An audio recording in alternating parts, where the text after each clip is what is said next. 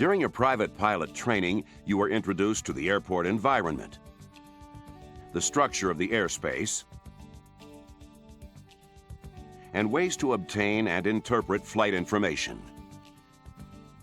This program is designed to review these areas and to provide you with additional information pertinent to commercial and instrument operations. Let's begin with a look at the airport environment. There are several types of signs which provide you with information while taxiing. These signs are mandatory instruction, location, direction, destination, information, and runway distance remaining. First, mandatory instruction signs are used to denote an entrance to a runway or critical area, and to areas where aircraft are prohibited from entering. These signs have white lettering on a red background and usually indicate the holding position for these areas. There are three different types of location signs. The ones used to identify either a runway or taxiway have yellow lettering and a yellow border on a black background. Runway boundary and ILS critical area boundary signs have black markings on a yellow background. Geographic position markers are pink with black lettering and identify a specific location on a taxiway. Direction signs have black lettering on a yellow background and contain arrows that indicate the directions of taxiways leading from an intersection. Destination signs indicate the general direction to remote locations such as runways, terminals, military areas, civil aviation areas, and fixed-based operators. Signs that advise you of nice-to-know items are referred to as information signs. The runway distance remaining sign provides you with valuable information during takeoff or landing. The signs have a white number on a black background and are located along the side of the runway. The number indicates the distance remaining in thousands of feet. Now let's look at an example of the basic VFR markings found on a hard-surfaced runway. They consist of white runway numbers and a center line. When instrument approaches are authorized at an airport, additional markings are added to help you identify the runway environment during reduced visibility. A runway served by a non-precision instrument approach procedure has threshold markings. The runway may also have aim point markings that are located 1,000 feet from the end of the runway. A precision instrument approach runway includes touchdown zone markings that provide distance information in 500-foot increments, as well as side stripes. Thresholds can be marked in two different ways, the first being 8 vertical stripes in 2 sets of 4. A threshold can also be marked with a set of 4 to 16 stripes that indicate the width of the runway. This runway has 16 stripes on the threshold, which indicates a 200-foot wide runway. The threshold is sometimes displaced from the beginning of the paved surface due to noise abatement procedures, obstacles in the approach path, or because the pavement can't support landing loads. In this case, a solid white line across the runway marks the displaced threshold. Special markings leading to the threshold tell you what types of operations are permitted. In this example, the yellow arrows mean you can taxi, take off, and roll out within this area, but you cannot use it for landing. Yellow chevrons mark areas that cannot be used for taxiing, takeoff, or landing. In an emergency, however, this area is available to help decelerate and stop your aircraft when you're approaching from the opposite direction. Another airport marking you should be familiar with is an ILS hold line that protects the critical area of the ILS signal. A runway served by an ILS will have a sign, a hold line, or both that protects the signal from being blocked by aircraft or vehicles. Where two sets of hold lines exist, the one closest to the runway is usually marked with the runway number, while the other is marked with a sign indicating it is the ILS hold line. Another hold line marking you need to be familiar with is the hold line on a runway where land and hold short operations are in effect. At busier airports, you may be asked to participate in land and hold short operations, or LAHASO. This is an ATC procedure in which you land on a runway and hold short of an intersecting runway, taxiway, or other specific point on the airport. At airports where LAHASO takes place, there will be a hold line marked on the runway and a hold sign next to the runway. There may also be a row of white pulsing lights installed in the pavement across the runway. As the pilot in command, it is up to you to either accept or reject a LAHASO clearance. You should accept this clearance only if you are confident that, under the existing conditions, you are able to safely land and stop your aircraft in the distance available. The available landing distance for specific hold points is provided in the Airport Facility Directory. Situational awareness is extremely important during LAHASO operations. Should you reject a LAHASO clearance, know that the LAHASO lights and signs will remain on during your approach and landing. Let's turn our attention now to airport lighting. When flying an IFR approach, you must positively identify the runway environment. During periods of low visibility, the first thing you will probably see is the approach lighting system guiding you to the runway. A common approach lighting system is this ALSF1. It is between 2,400 and 3,000 feet long. A horizontal row of white lights is located 1,000 feet from the runway threshold. One of the first things you will probably see with this system is the sequenced flashing lights. They extend to the distance marker 1,000 feet from the approach end of the runway. The ALSF2 system includes a row of red lights on each side of the center line and another row of white lights at 500 feet from the runway threshold. This system provides additional runway guidance during the more sophisticated instrument approaches. Most of the other approach lighting systems are variations of the standard system. It's very important to study the approach lights for your destination airport so that you know what to look for as you descend out of the clouds. Several visual approach slope indicator systems are available to help you maintain the proper glide path during the final descent to the runway. The most common system is the 2-bar visual approach slope indicator, or VASI. With this system, white indicates you're above the glide path, while red indicates you're below it. The correct on-glide path indication is red over white. When you're below the glide path, both bars are red. If both bars are white, you're above the glide path. Some airports have a 3-bar VASI system that provides 2 visual glide paths to the same runway. The 2 near bars give you the same glide path indications as the standard 2-bar system. The glide path formed by the 2 far bars is used by high cockpit aircraft and is about 1/4 of a degree steeper than the other glide path. The Precision Approach Path Indicator System, or PAPI, uses a single row of either 2 or 4 lights. Above the glide path, all lights are white. As you descend and move closer to the glide path, the light on the right turns red. As you intercept the glide path, the 2 indicators on the right are red, while the 2 on the left are white.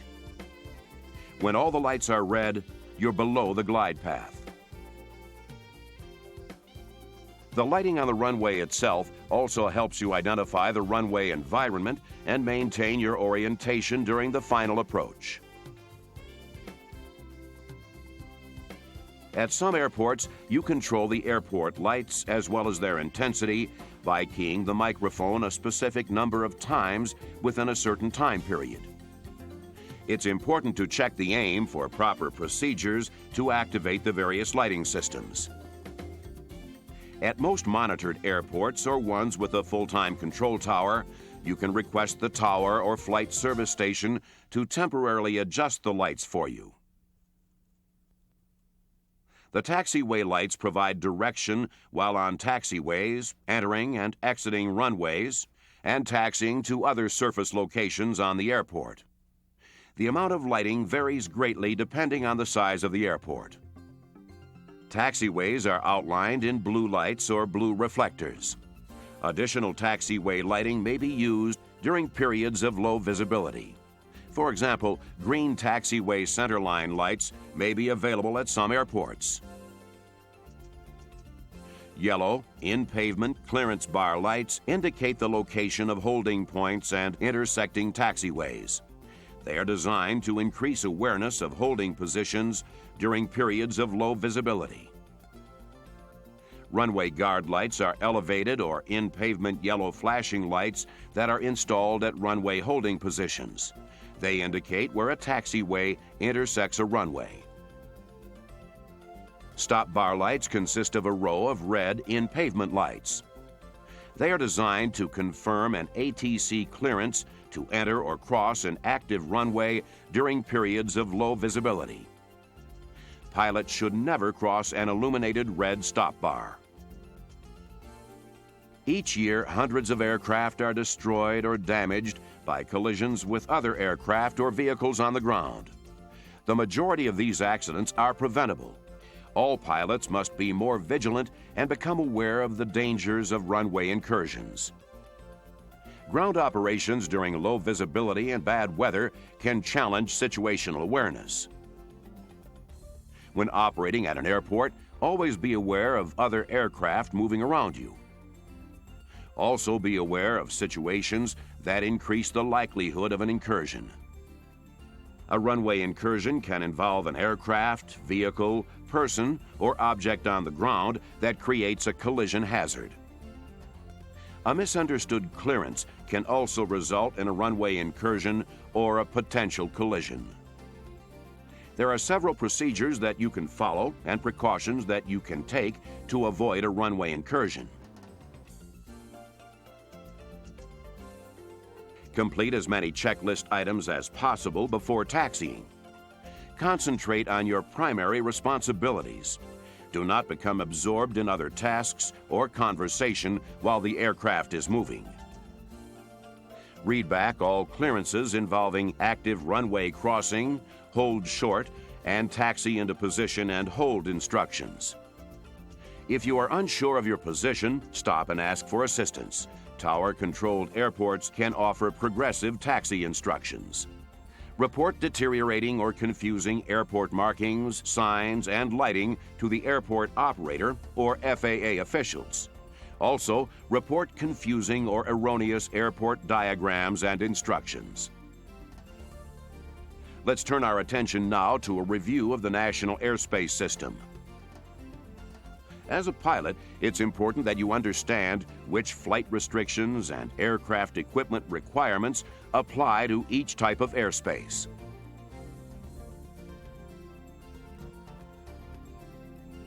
Airspace is categorized into regulatory and non-regulatory airspace.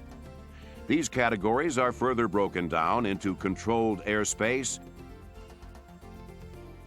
uncontrolled airspace, special use airspace,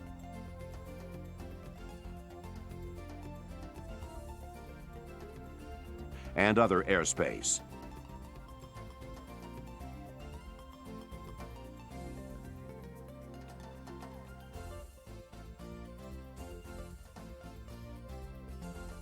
Controlled airspace consists of those areas designated as Class A, B, C, D, and E airspace. Uncontrolled airspace is designated as Class G. The classification of airspace is relative to the complexity of the operational requirements placed on the pilot and aircraft. With this in mind, let's take a look at Class A airspace. Class A airspace extends from 18,000 feet MSL up to and including 60,000 feet MSL. To fly in Class A airspace, you must hold a current instrument rating and be on an IFR flight plan. In addition to the standard IFR equipment requirements, your aircraft must have an encoding altimeter, a transponder with mode C, and radio equipment capable of communicating with ATC on the appropriate frequencies. Instrument high altitude and route charts must be used for navigation in Class A airspace. If you're using VOR navigation, your aircraft must be equipped with DME for flights above 24,000 feet. It's important to note that a transponder with Mode C altitude reporting capability is required when operating above 10,000 feet MSL in all controlled and uncontrolled airspace within the contiguous United States and the District of Columbia. This excludes the airspace at and below 2,500 feet AGL. Many of the nation's busiest airports are surrounded by Class B airspace.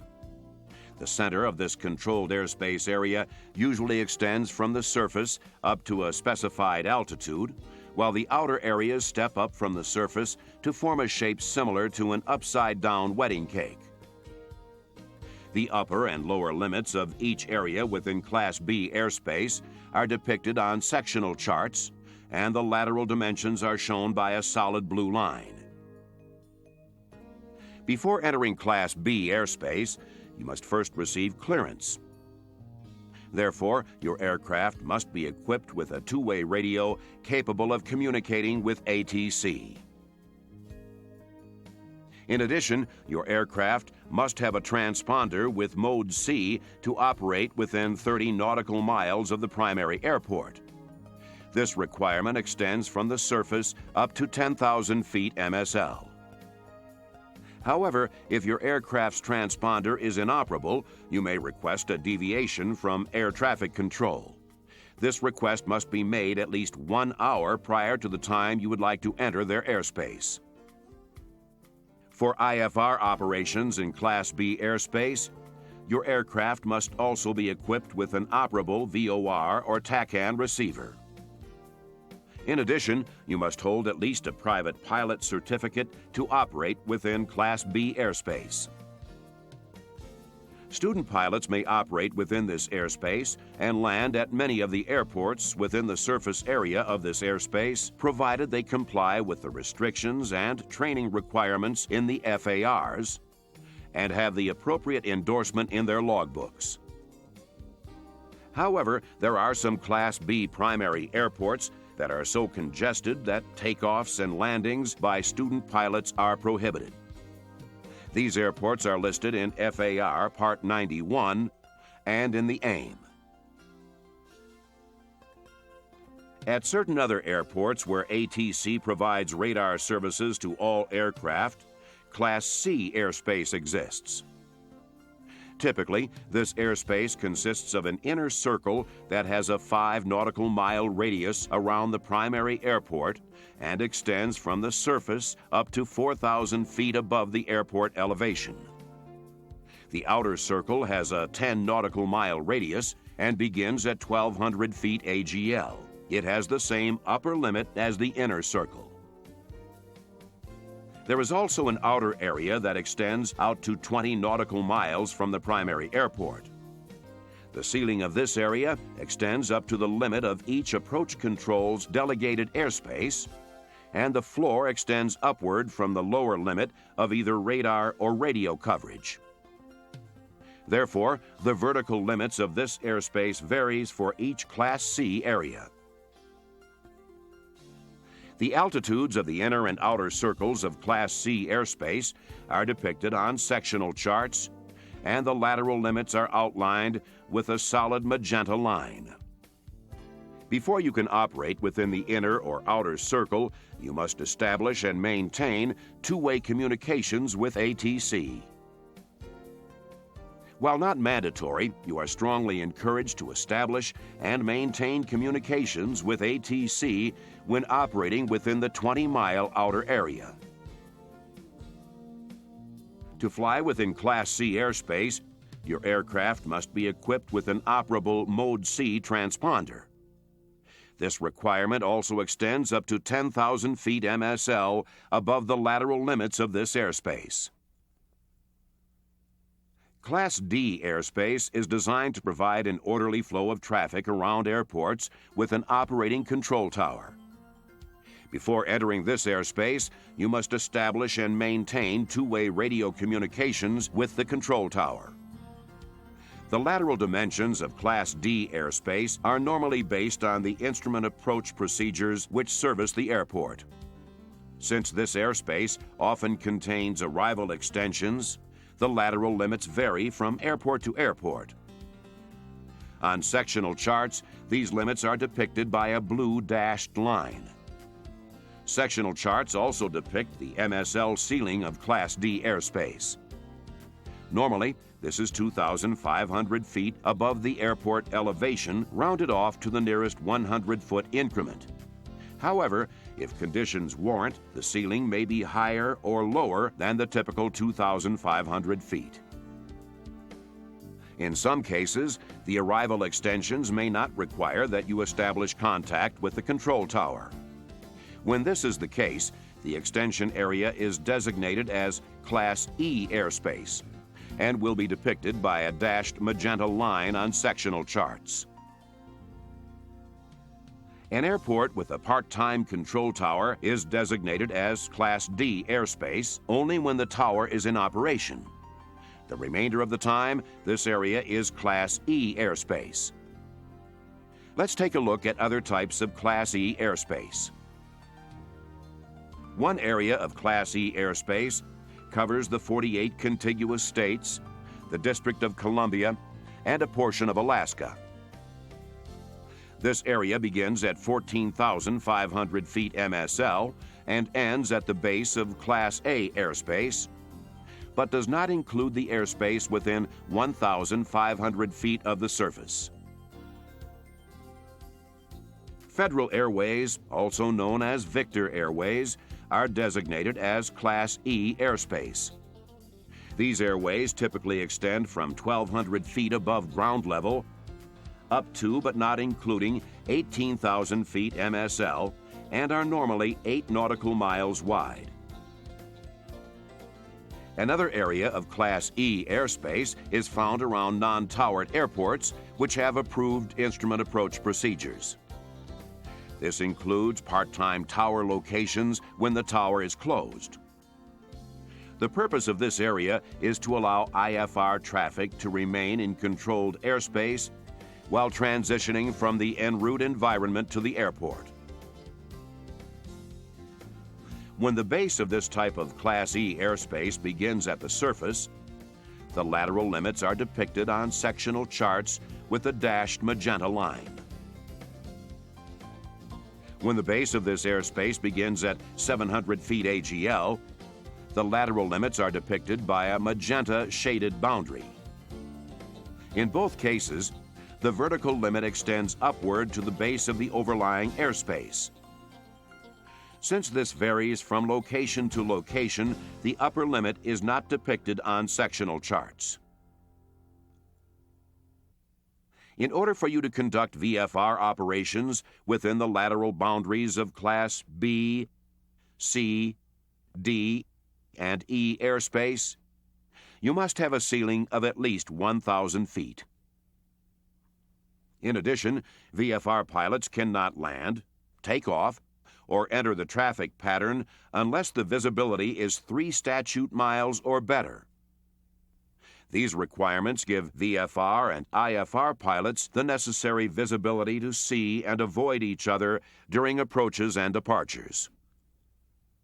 When weather is below VFR minimums, you may be able to obtain a special VFR clearance from ATC. This allows you to take off and land as long as you have 1 mile visibility and can remain clear of clouds. However, a special VFR clearance cannot be issued at night unless you have a current instrument rating and your airplane is equipped for instrument flight. In addition, special VFR clearances are not issued to fixed-wing aircraft during the day or night at some of the nation's busier airports. You can find a listing of these airports in FAR Part 91, Section 3 of Appendix D. At airports where special VFR is prohibited, no SVFR is printed above the airport name on sectional and terminal area charts. The last letter designation for U.S. airspace is Class G, or uncontrolled airspace. Essentially, all remaining airspace that has not been designated as Class A, B, C, D, or E is uncontrolled. ATC has no responsibility or authority for aircraft operations, nor is there a requirement for pilots to file IFR flight plans in uncontrolled airspace. However, both the pilot and aircraft are required to be fully qualified for instrument flight. Now let's look at airspeed restrictions for both controlled and uncontrolled airspace. Unless otherwise authorized, you cannot operate an aircraft faster than 250 knots when below 10,000 feet MSL, regardless of the type of airspace. When operating below 2,500 feet AGL and within 4 nautical miles of the primary airport of a Class B, C, or D airspace area, the maximum airspeed decreases to 200 knots. This 200-knot limitation also applies to aircraft operating in the airspace below the floors of Class B airspace and in a VFR corridor designated through such airspace. Another major type of airspace is called special use. You may be required to avoid these areas or to abide by certain limitations within them. For example, flight within prohibited areas is not allowed because of national security or other reasons of national welfare. In contrast, flight within a restricted area is not prohibited, although certain limitations may be imposed due to hazards in the area. VFR flights must contact the controlling agency, while an IFR clearance through the area constitutes an authorization to penetrate the airspace. Warning areas are over coastal and international waters and cannot be designated as restricted. However, the activities within these areas may be as hazardous as restricted areas. An alert area contains a high volume of pilot training or an unusual type of aerial activity. Flight within alert areas is not restricted, but you are urged to exercise extreme caution and remain alert for other traffic. Military operations areas, or MOAs, are established to separate certain military training activities from IFR traffic. When flying IFR, you may be cleared through an active MOA if ATC can provide separation. If you are flying VFR, you should exercise extreme caution within an active MOA. Another type of airspace is called other airspace areas. An example of two types of airspace in this classification are military training routes and airport advisory areas. Both IFR and VFR military training routes are depicted on sectional and government en route charts. Flight operations along these routes are typically flown below 10,000 feet MSL at speeds in excess of 250 knots. An airport advisory area exists at airports that have a flight service station but don't have an operating control tower. The FSS provides a local airport advisory service to all participating aircraft within a 10 statute mile radius. Visibility and cloud clearance minimums are also important considerations when operating in the national airspace system. When you fly VFR at or above 10,000 feet MSL and are more than 1,200 feet AGL, you're required to have a flight visibility of at least 5 statute miles. You must also have at least 1 statute mile horizontal and 1,000 feet vertical separation from all clouds. When you're below 10,000 feet MSL, but more than 1,200 feet AGL, VFR minimums require you to maintain a minimum flight visibility of 3 statute miles in controlled airspace. This also applies to uncontrolled airspace at night. During the day in uncontrolled airspace, the visibility lowers to 1 statute mile. You must also maintain 2,000 feet horizontal separation and remain 500 feet below and 1,000 feet above any clouds. If you're at or below 1,200 feet AGL in controlled airspace or uncontrolled airspace at night, regardless of MSL altitude, you must maintain a flight visibility of 3 statute miles and maintain 2,000 feet horizontal separation, 500 feet below and 1,000 feet above any clouds. However, in controlled airspace, you may operate an aircraft in an airport traffic pattern at night within 1/2 mile of the runway with a minimum visibility of 1 mile while remaining clear of clouds. You can also operate VFR in Class B airspace with 3 miles visibility and clear of clouds. At or below 1,200 feet AGL in Class G airspace during the day, you must remain clear of all clouds and maintain 1 statute mile visibility. Let's turn our attention now to a review of the flight information publications. These publications help you meet your FAR requirement to familiarize yourself with all the available information concerning each flight. The Airport Facility Directory contains information pertinent to both VFR and IFR flight planning. The directory legend provides a thorough breakdown of the abbreviations and symbols used in the airport listings.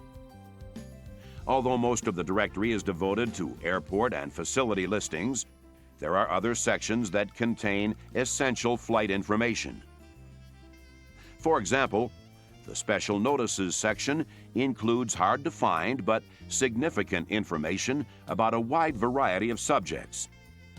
You should review this section frequently for changes that might affect your flight.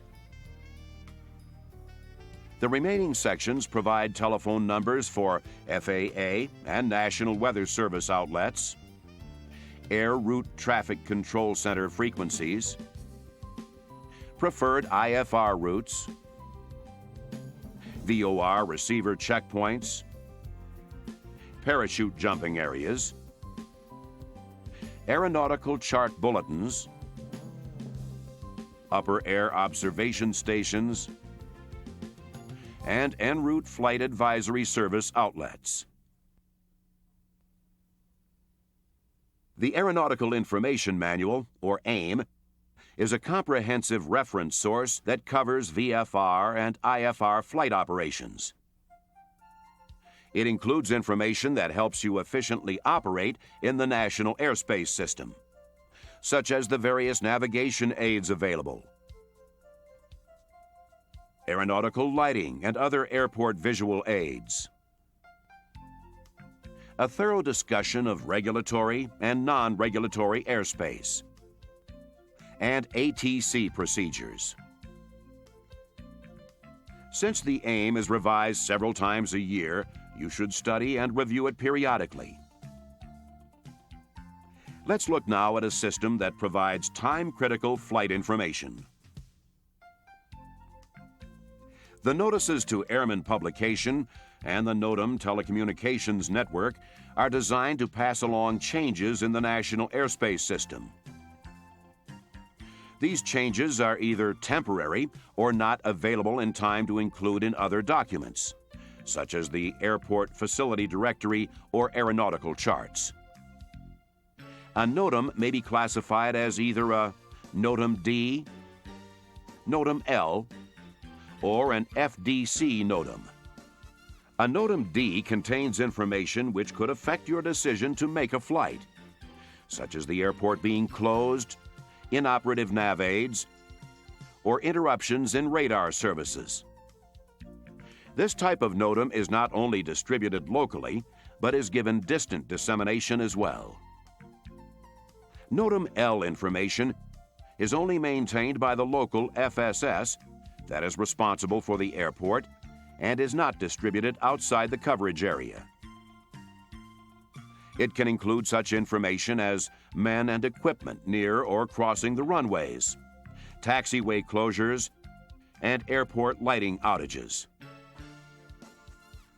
FDC NOTAMs are issued to amend instrument approach procedures and aeronautical charts. It is extremely important to check these prior to an IFR flight and update your flight information where necessary. During your pre-flight weather briefing, you should make sure you receive the latest NOTAMs for your flight. NOTAMs printed in the Notices to Airmen publication are not normally included in the briefing. Therefore, you should always check this publication during your pre-flight planning. Another valuable reference source is the Jeppesen Airport and Information Directory, more commonly referred to as the J-AID. It is a comprehensive collection of current aeronautical and airport information. The J-AID covers the material in the AIM and Airport Facility Directory, as well as many other areas. FAR Part 135 operators are authorized to use it as a substitute for the AIM and Airport Facility Directory.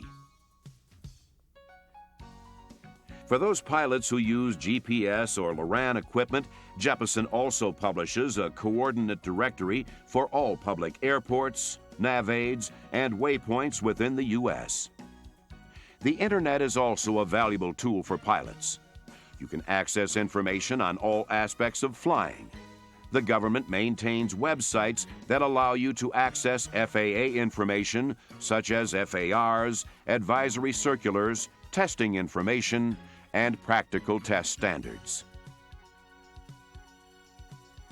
A thorough understanding of airports, airspace, and the sources of flight information is essential to operate efficiently in today's national airspace system. Whether you're in VFR or IFR weather, to fly informed is to fly with confidence and safety.